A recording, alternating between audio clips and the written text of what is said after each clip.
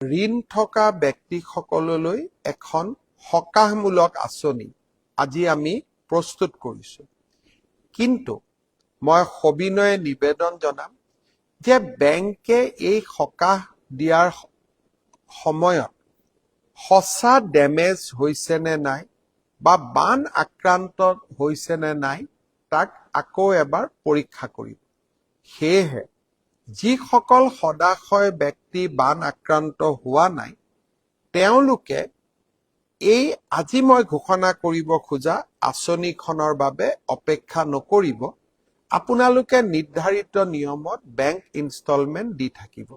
কাৰণ আপোনালোকে যদি বেংক ইনষ্টলমেণ্ট নিদিয়ে আৰু পৰৱৰ্তী সময়ত যদি বেংকৰ দ্বাৰা পৰীক্ষাত এইটো প্ৰমাণিত হয় যে আপোনালোকৰ ঘৰ যদিও শিৱসাগৰ, চৰাইদেউ, যোৰহাট, গোলাঘাটত অৱস্থিত কিন্তু বানপানীৰ দ্বাৰা ক্ষতিগ্ৰস্ত হোৱা নাই, তেনেহলে বেংকে এই সুবিধা নিদিব আৰু আপোনাৰ একাউণ্টটো নন পাৰফৰ্মিং এছেটলৈ ৰূপান্তৰ হ'ব।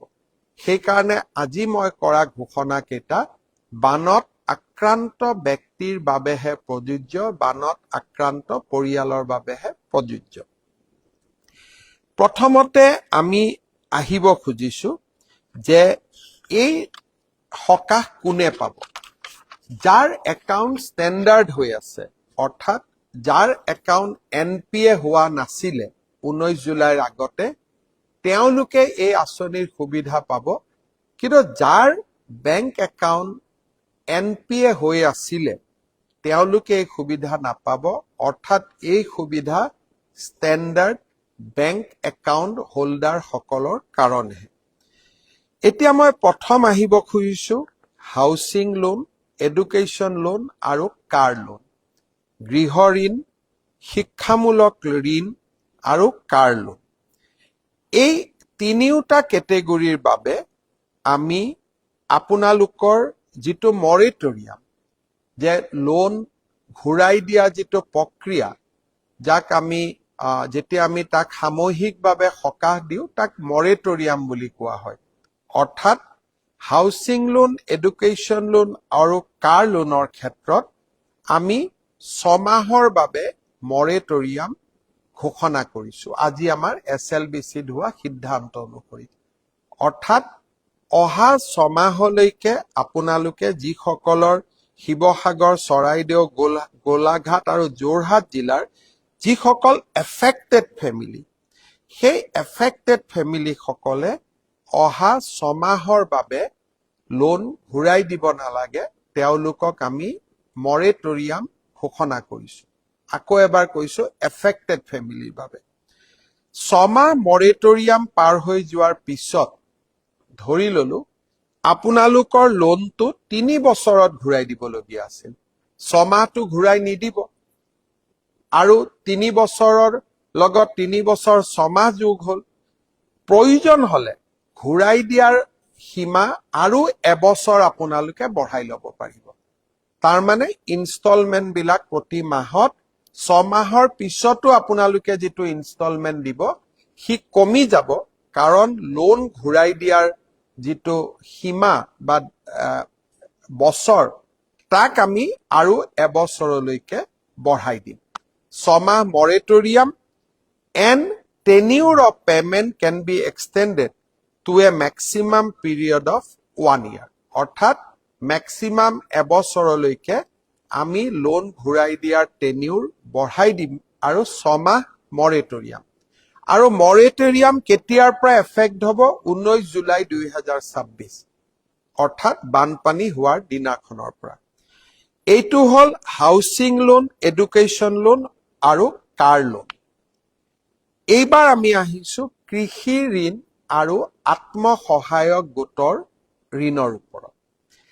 এই 2 শ্ৰেণীৰ ঋণৰ ক্ষেত্ৰতো 6 মাহৰ বাবে আমি মৰেটৰিয়াম ঘোষণা কৰিছো। অৰ্থাৎ 6 মাহৰ বাবে আপোনালোকে লোন ঘূৰাই দিব নালাগে, ইনষ্টলমেণ্টবোৰ দিব নালাগে, 6 মাহ আপোনালোকে বেংকক একো দিব নালাগে। 6 মাহৰ পিছতো লোন ঘূৰাই দিয়াৰ যিটো টেনিউৰ আছিল 7 বছৰৰ লোন আছিল 10 বছৰৰ লোন আছিল তাক আমি এবছৰৰ পৰা 2 বছৰলৈকে বঢ়াই দিব পাৰি তাৰ ফলত কি লাভ হ'ব আপোনালোকৰ ইনষ্টলমেন্ট বিলাক সহজ হৈ পৰিব সো ক্ৰপছ লোন কৃষি লোন আৰু সেলফ হেল্প গ্ৰুপৰ লোনৰ ক্ষেত্ৰত 6 মাহৰ বাবে মৰেটৰিয়াম আৰু 2 বছৰ পৰ্যন্ত লোন ঘূৰাই দিয়াৰ ম্যাদ বৃদ্ধিকৰণ ই এটা আমি সকাহ দিব পাৰিছো ফিচাৰী পল্ট্ৰি পিগাৰী আৰু ডায়েৰী এই ক্ষেত্ৰতো একেই কৃষি ঋণ আৰু সেলফ হেল্প গ্ৰুপৰ লোনৰ দৰে একেই 6 মাহৰ বাবে মৰেটৰিয়াম আৰু লোন ঘূৰাই দিয়াৰ সীমা এবছৰৰ পৰা 2 বছৰলৈ বৃদ্ধি যাতে ইনষ্টলমেন্ট বিলাক